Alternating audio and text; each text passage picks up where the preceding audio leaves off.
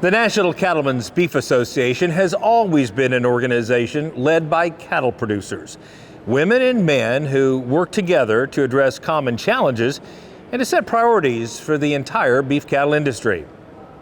In fact, NCBA officers are volunteer leaders who take time away from their own home operations to serve the industry they love. Cattleman to Cattleman's Kate Maher visited Minnesota to learn more about Don Schiefelbein, the man taking the reins as the 2022 NCBA president.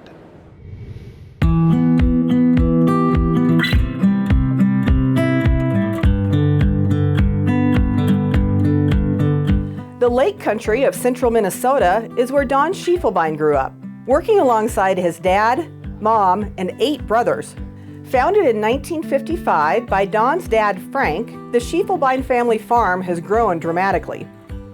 Well, it's a family operation consisting of 7 brothers, 5 nephews, and all their wives, etc. So it's a large family operation. Sitting here in central Minnesota, we have about 6,000 acres. We run about 1,000 cows in the spring and another 100 or so in the fall, so 1,100 cows. And we feed out cattle here, so we're pretty diversified. We'll feed out 5,000 to 10,000 calves here on the place as well.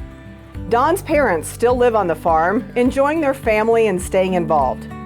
Don believes his dad's innovative thinking is one key to the operation's success. Simple things like how to feed cattle, he said, boy, wouldn't it be a lot smarter and wiser, instead of having the bunks on the inside of the pens, to have bunk line fences on the outside. So in 1950-some, he said, I'm going to put bunks on the outside. He is one of the very first up here in the Midwest to have bunks on the outside of the feedlot. And so that made a world of sense. And everything he's done, I think, has transferred to me and to my children as well, saying, boy, if there's a better way to do it, let's look at it. Let's not be confined to the way things have always been done. As a result of that effort to always get better, Schiefelbein Angus bulls and females are prized in the marketplace today.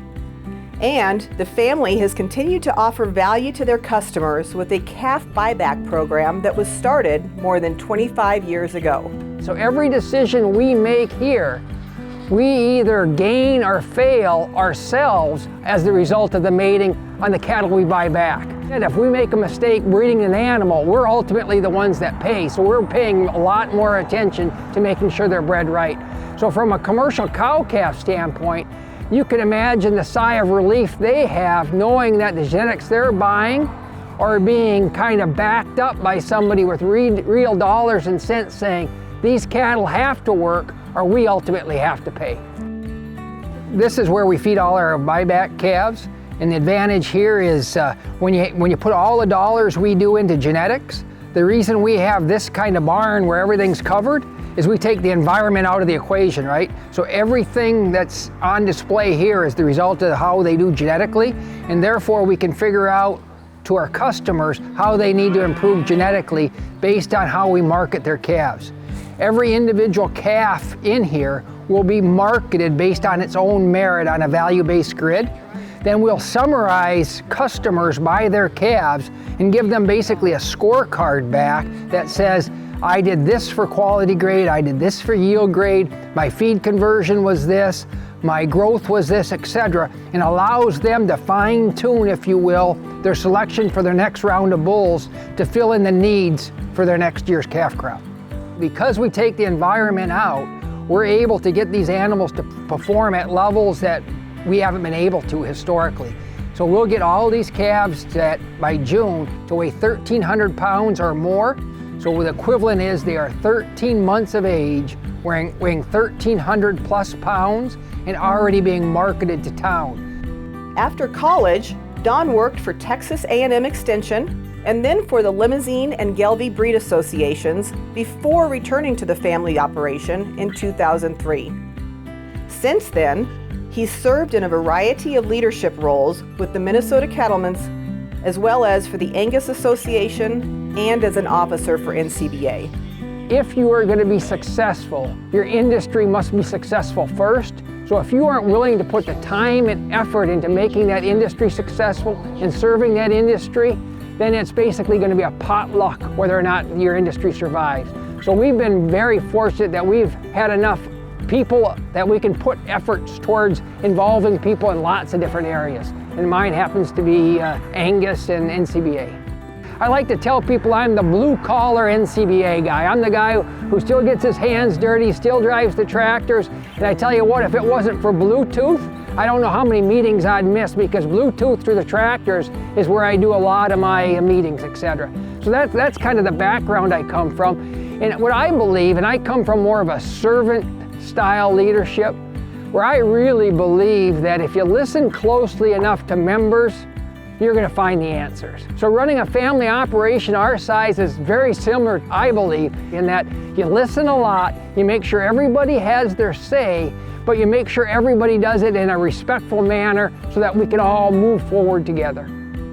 Going forward, Don sees great opportunity for the U.S. beef industry in a variety of areas, including exports.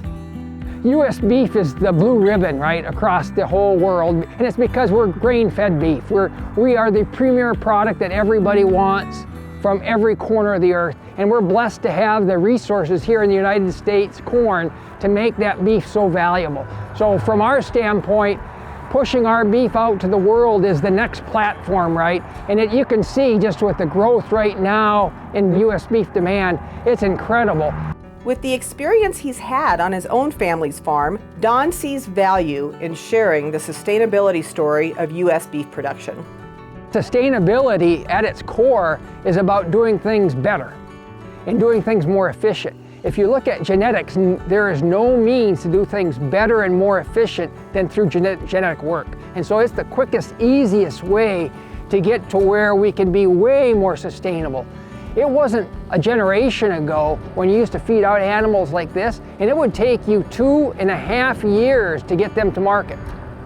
With our genetics and with our buyback coordination with our customers now, our goal now is to have every animal harvested at 13 months of age, weighing over 1,300 pounds. Boy, that is super sustainable from an efficiency standpoint, from a nutrient use standpoint, and that really has been a game changer in terms of allowing us to reduce our carbon footprint. As he looks to his year as NCBA president, Don is serious about helping to lead NCBA's fight for policies and a business climate that supports cattle-producing families. It's all part of maintaining the opportunity to make a living on the land. To me, I just sit in awe at how many people have the opportunity to do something they love to do and would love to do every day and do it with their family by their side. There's just not many places in this world that give you that opportunity. And you do it in the United States of America, where you have the most freedom, and boy, there's days that you just look up and say, God, why me?